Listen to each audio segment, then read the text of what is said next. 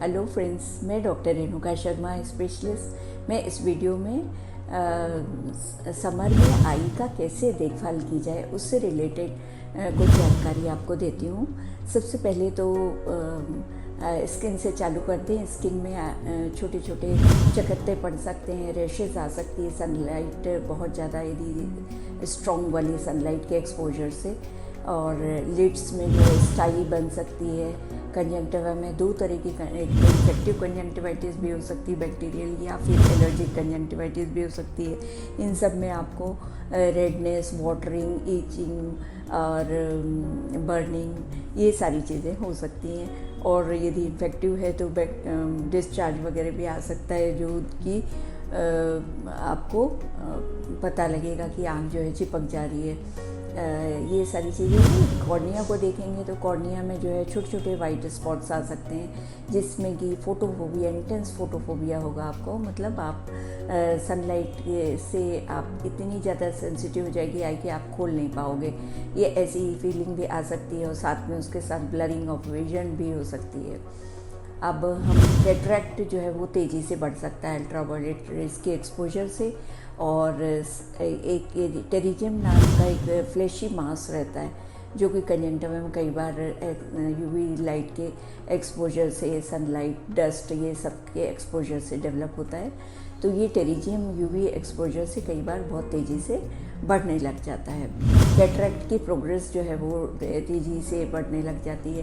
कई बार जो है मैक्यूला, जो आँख के पर्दे का बहुत सेंसिटिव पार्ट रहता है, उसमें बर्न हो जाता है बहुत ज़्यादा, यदि सनलाइट का एक्सपोजर हो जाए तो ये सारी प्रॉब्लम्स अपन को हो सकती है। अब इनसे बचने के लिए अपन क्या कुछ करें?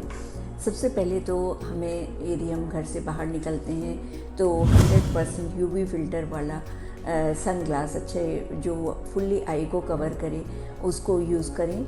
और सेकेंड जो है वो, आप यदि सन स्क्रीन क्रीम लगा के निकलते हैं तो आई के अराउंड ना लगाएं, क्योंकि वो कई बार स्वेटिंग के साथ जो है वो आई के अंदर जा सकता है, जो कि आई को हार्मफुल इफ़ेक्ट दे सकता है। तो आई को छोड़ के बाकी पार्ट में आप लगा सकते हैं।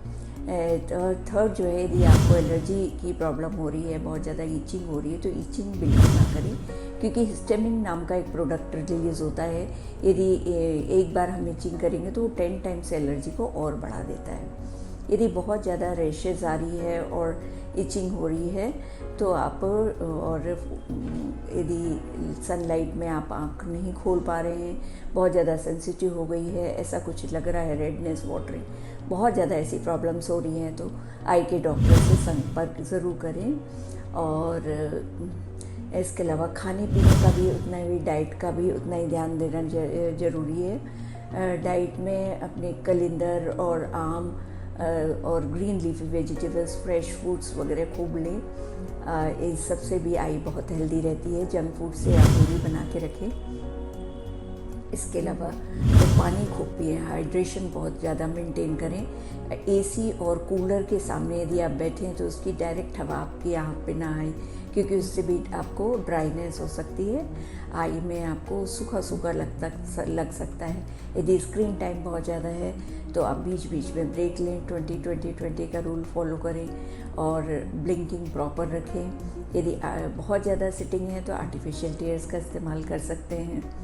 बहुत ज़्यादा, और एक चीज़ और बताना था कि बहुत ज़्यादा आँखों को धोना अच्छी बात नहीं होती है, क्योंकि उससे लाइसोजाइम नाम का एक एंजाइम रहता है, वो उसमें एंटीबैक्टीरियल प्रॉपर्टी होती है। यदि हम बहुत ज़्यादा ऐसे सिंपल पानी से धोएंगे आँख को तो उस समय तो रिलीफ मिलेगा, परंतु उससे आपका लाइसोजाइम जो है वो वॉश आउट हो जाता है, और इसमें एंटीबैक्टीरियल प्रॉपर्टी होती है, और ये आई को प्रोटेक्ट करने का काम करता है। इसलिए आँखों को बार बार छक्के मार के और आँख को धोना अच्छी बात नहीं है। आँख को ऐसे बार बार ना धोएं, 1-2 बार धो सकते हैं। जैसे बाहर से आए हैं तो डस्ट वस्ट से बचाने के लिए आई को आप धो सकते हैं।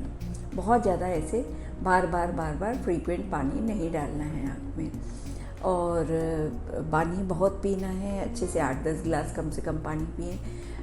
ताकि आप, और यदि आर्टिफिशियल टेयर्स का भी इस्तेमाल कर सकते हैं, बॉडी को भी हाइड्रेट करें, आइज़ को भी हाइड्रेट करें, और सनग्लासेस लगाएं बाहर निकलते हैं तो। यदि आप स्विमिंग करते हैं तो स्विमिंग गॉगल्स लगाना बहुत ज़रूरी है, क्योंकि क्लोरीन से भी बचाना है आई को। साथ में जो इन्फेक्टेड वाटर रहता है पूल का, वो भी आई को इन्फेक्शन दे सकता है, एलर्जी दे सकता है, तो उससे बचने के लिए भी जो है वो गॉगल बहुत ज़रूरी हो जाता है। तो ऐसा सब कुछ करेंगे आप तो हो सकता है आपका समर जो है इजीली अच्छे से निकल जाए और आपको कोई प्रॉब्लम ना आए। यदि ज़्यादा प्रॉब्लम आती है तो आप संपर्क डॉक्टर से कंसल्ट कर सकते हैं। यदि आपको ये मेरा वीडियो पसंद आए तो इसे लाइक करें, सब्सक्राइब करें। Thanks for watching this video. Thank you.